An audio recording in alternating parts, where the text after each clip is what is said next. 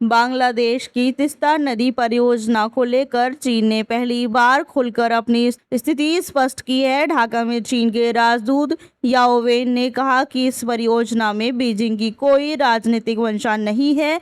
उनके मुताबिक चीन केवल बांग्लादेश के अनुरोध पर तकनीकी और विकास संबंधी सहयोग दे रहा है और इसका किसी तीसरे देश विशेषकर भारत से कोई संबंध नहीं है।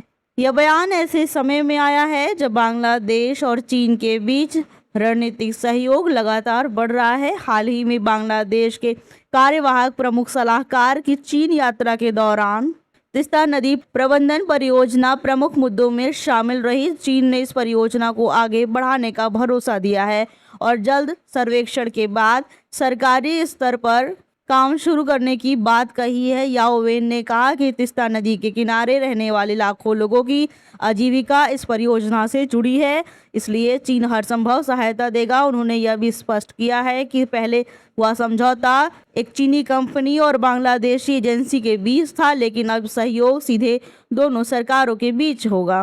भारत के लिए यह मामला इसलिए महत्वपूर्ण है क्योंकि तिस्ता नदी सिक्किम से निकलकर पश्चिम बंगाल होते हुए बांग्लादेश में प्रवेश करती है। दोनों देशों के बीच वर्षों तक तिस्ता जल बंटवारे पर अंतिम समझौता नहीं हो पाया है। ऐसे में इस परियोजना में चीन की बढ़ती भूमिका नई रणनीतिक चिंताओं को जन्म देती है। विशेषज्ञों का मानना है कि यदि भविष्य में जल प्रवाह या बुनियादी ढांचे से जुड़े फैसलों में चीन की मौजूदगी बढ़ती है तो इसका असर क्षेत्रीय संतुलन पर पड़ सकता है। जब चीनी राजदूत से भारत की चिंताओं पर सवाल पूछा गया तो उन्होंने कहा कि जल बंटवारा पूरी तरह भारत और बांग्लादेश का द्विपक्षीय विषय है।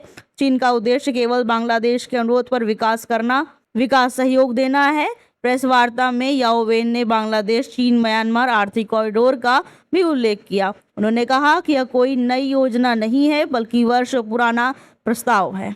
हालांकि भारत ने सुरक्षा और रणनीतिक कारणों से इस पहल का समर्थन नहीं किया। 2020 के गलवान संघर्ष के बाद दोनों देशों के संबंध और तनावपूर्ण हो गए हैं, जिससे यह परियोजना लगभग ठप पड़ गई है। अब सवाल है कि क्या चीन और बांग्लादेश की बढ़ती नजदीकियां दक्षिण एशिया की रणनीतिक तस्वीर बदल देगी। भारत फिलहाल पूरे घटना पर करीबी नजर बनाए हुए है और आने वाले समय में इस सहयोग की दिशा बेहद अहम मानी जाएगी। ब्यूरो रिपोर्ट, देश जियो टॉक।